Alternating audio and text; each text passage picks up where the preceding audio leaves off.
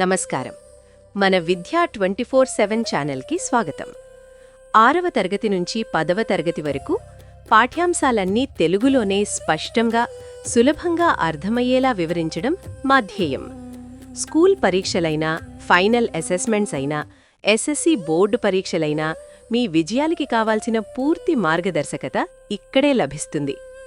ఇక ఈరోజు పాఠంలోకి వెళ్ళిపోదాం. అందరికీ నమస్కారం. ఈరోజు మనం 7వ తరగతి సాంఘిక శాస్త్రంలోనే ఒక చాలా ముఖ్యమైన, అంతేకాకుండా ఎంతో ఆసక్తికరమైన పాఠాన్ని కలిసి నేర్చుకోబోతున్నాం. సో ఈరోజు మన topic chapter 13 the Kings of Vijayanagara, అంటే విజయనగర రాజులు. దక్షిణ భారతదేశ చరిత్రలోనే ఒక గోల్డెన్ పీరియడ్ అని చెప్పొచ్చు ఈ సామ్రాజ్యం గురించి.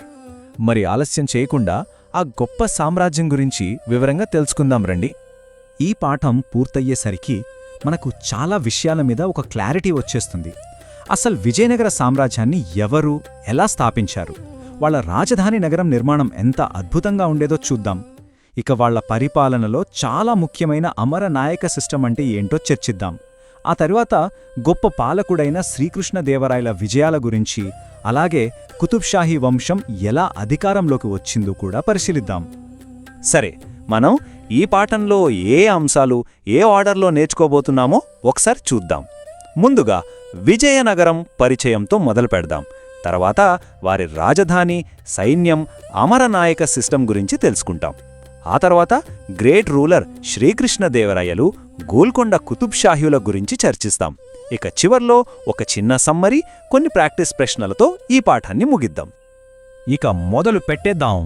మన మొదటి విభాగం introduction. City of victory, Vizianagaram. ఆ పేరు వింటేనే ఎంత పవర్ఫుల్గా ఉంది కదా. దాని అర్థం విజయాల నగరం. ఆ పేరు వెనుక ఒక పెద్ద కథే ఉంది. ఈ అద్భుతమైన సామ్రాజ్యాన్ని సుమారుగా 1336 CEలో హరిహరరాయలు, బుక్కరాయలు అనే ఇద్దరు అన్నదమ్ములు స్థాపించారు.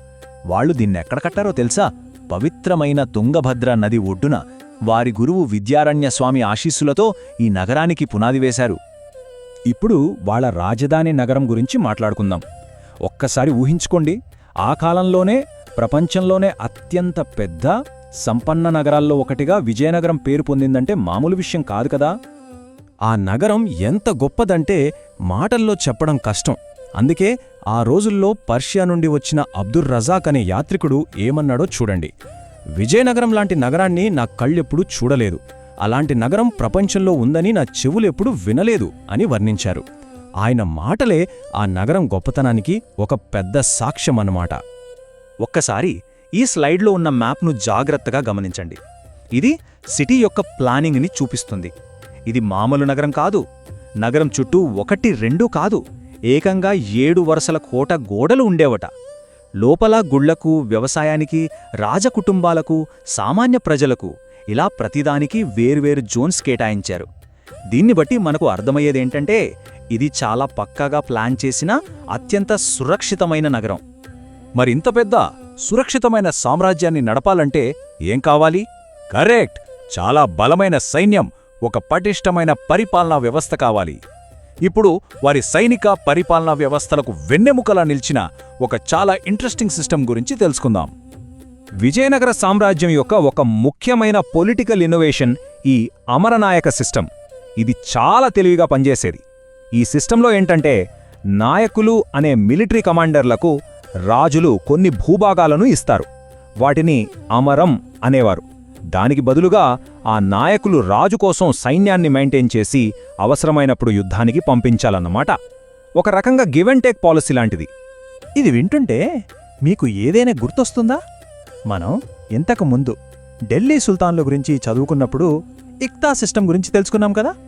ఇది కూడా దాదాపు అలాంటిదే. 2 సిస్టమ్స్లోనూ సైనిక అధికారులకు భూములిచ్చి వాళ్ళ నుంచి సైనిక సహాయం తీసుకునేవారు. ఇలాంటి పోలికలను గమనించడం ద్వారా మనకు ఆ కాలంలోని పరిపాలనా పద్ధతులు ఇంకా బాగా అర్థమవుతాయి. మరి ఈ సిస్టమ్ ప్రాక్టికల్గా ఎలా పనిచేసేదో చూద్దామా? స్టెప్ 1, రాజు నాయకుడికి అమరమనే భూమిని ఇస్తాడు. స్టెప్ 2, నాయకుడు ఆ ప్రాంతంలోని రైతులు, వ్యాపారుల దగ్గర నుంచి పన్నులు వసూలు చేస్తాడు.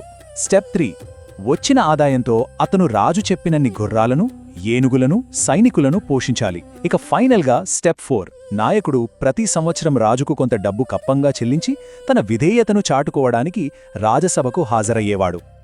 విజయనగరం అనగానే మనందరికీ వెంటనే గుర్తొచ్చే ఒకే ఒక పేరు, శ్రీకృష్ణదేవరాయలు. ఆయన పాలన ఒక స్వర్ణయుగమంటారు. ఆ మహారాజు గురించి ఇప్పుడు తెలుసుకుందాం. ఇక్కడ మనం చూస్తున్న ఈ విగ్రహాలు తిరుమల ఆలయంలో ఉన్నాయి. ఇవి శ్రీకృష్ణదేవరాయలు, ఆయన ఇద్దరు భార్యలైన చిన్నాదేవి, తిరుమలదేవిల కాంస్య విగ్రహాలు. దీన్ని బట్టే ఆయన భక్తి, ఆయన కీర్తి ఎలాంటిదో మనం అర్థం చేసుకోవచ్చు. ఆయన 1509 నుంచి 1529 వరకు పాలించారు. ఆయన పాలనంతా ఒక విజయ యాత్రలా సాగింది. 1509లో బహమనీ సుల్తానులను ఓడించారు. 1512లో ఒడిషా గజపతులకు వ్యతిరేకంగా ఉదయగిరి కోటను ముట్టడించి గెలిచారు. ఇక 1520లో జరిగిన రాయచూర్ యుద్ధంలో ఒక నిర్ణయాత్మకమైన విజయం సాధించి దక్కన్లో తన ఆధిపత్యాన్ని నిరూపించుకున్నారు. ఆయన కాలం నిజంగా ఆ సామ్రాజ్యానికి ఒక గోల్డెన్ ఏజ్. ఆయన కేవలం గొప్ప యోధుడే కాదు, కళలను, వాస్తుశిల్పాన్ని కూడా ఎంతో ప్రేమించారు, పోషించారు. ఎడమవైపు చూస్తున్నారా, ఆ ఎత్తైన గోపురాన్ని రాయగోపురం అంటారు. ఆయన గౌరవార్థం దక్షిణ భారతదేశంలోనే చాలా గుళ్లలో ఇలాంటివి కట్టించారు. అలాగే కుడివైపున ఉన్న చిత్రం హజార రామాలయం నుంచి తీసింది. ఇది ఆయన కళాపోషణకు ఒక చక్కటి ఉదాహరణ. శ్రీకృష్ణదేవరాయల ఆస్థానం పేరు భువన విజయం. ఆయన తెలుగు సాహిత్యానికి చేసిన సేవ ఎప్పటికీ మరువలేనిది. ఆయన ఆస్థానంలో 8 మంది గొప్ప కవులు ఉండేవారు. వాళ్లనే అష్టదిగ్గజాలు అంటారు. వాళ్లలో అల్లసాని పద్దన, నంది తిమ్మన, ధూర్జటి, ఇంకా మనందరికీ బాగా తెలిసిన తెనాలి రామకృష్ణ కూడా ఉన్నారు. కాని ఇంత గొప్ప సామ్రాజ్యానికి కూడా ఒక ముగింపు వచ్చింది. 1565లో జరిగిన తల్లికోట యుద్ధం విజయనగర సామ్రాజ్య చరిత్రలోనే ఒక విషాదఘట్టం. ఈ యుద్ధంలో బహుమనీ రాజ్యాలన్నీ కలిసికట్టుగా విజయనగర సైన్యాన్నే ఓడించాయి. ఈ ఒక్క ఓటమితో ఆ మహానగరాన్ని నాశనం చేశారు. సామ్రాజ్య పతనం మొదలైంది. విజయనగర సామ్రాజ్యం పడిపోయిన తర్వాత దక్కన్లో ఏర్పడిన పవర్ వాక్యూమ్ని ఫిల్ చేయడానికి కొన్ని కొత్త రాజ్యాలు పుట్టుకొచ్చాయి. వాటిలో మన తెలంగాణ ప్రాంతంలో బలంగా తయారైన ఒక ముఖ్యమైన రాజ్యం గురించి ఇప్పుడు తెలుసుకుందాం. అదే గోల్కొండ కుతుబ్ షాహీ వంశం. ఈ మ్యాప్ కుతుబ్ షాహీ రాజ్యం ఎంతవరకు విస్తరించిందో చూపిస్తుంది. సుమారుగా 1512లో మొదలైన ఈ వంశం విజయనగర పతనం తర్వాత దక్కన్లో ఒక మేజర్ పవర్గా ఎదిగింది. మన తెలంగాణ ప్రాంత చరిత్రలో వీరి పాలన ఒక చాలా ముఖ్యమైన చాప్టర్. కుతుబ్ షాహీల గురించి చెప్పగానే మనకు వెంటనే గుర్తొచ్చేవి 2 అద్భుతమైన కట్టడాలు.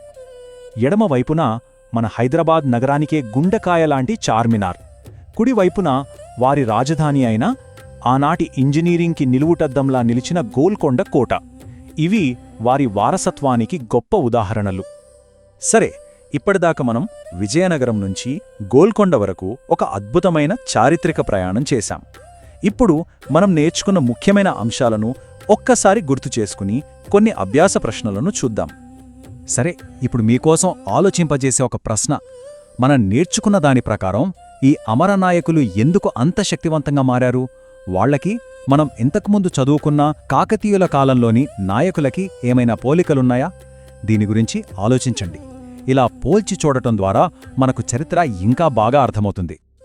చూశారు కదా, చరిత్ర అంటే కేవలం తేదీలు, యుద్ధాలు మాత్రమే కాదు.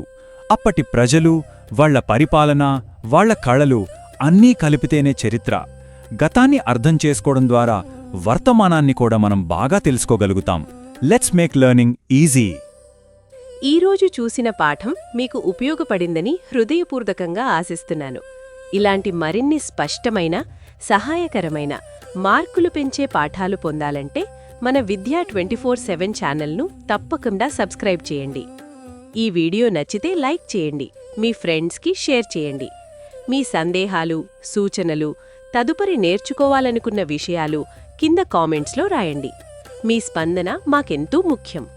మీ ఒక్క లైక్, ఒక్క షేర్, ఒక్క కామెంట్ కూడా ఈ చదువు వెలుగును మరింత మంది విద్యార్థులకు చేరుస్తుంది. మాతో ఉండండి. మీ నేర్చుకునే ప్రయాణాన్ని ప్రతిరోజు మరింత బలంగా, మరింత స్పష్టంగా మరింత ప్రభావవంతంగా మార్చుకుందాం. ధన్యవాదాలు.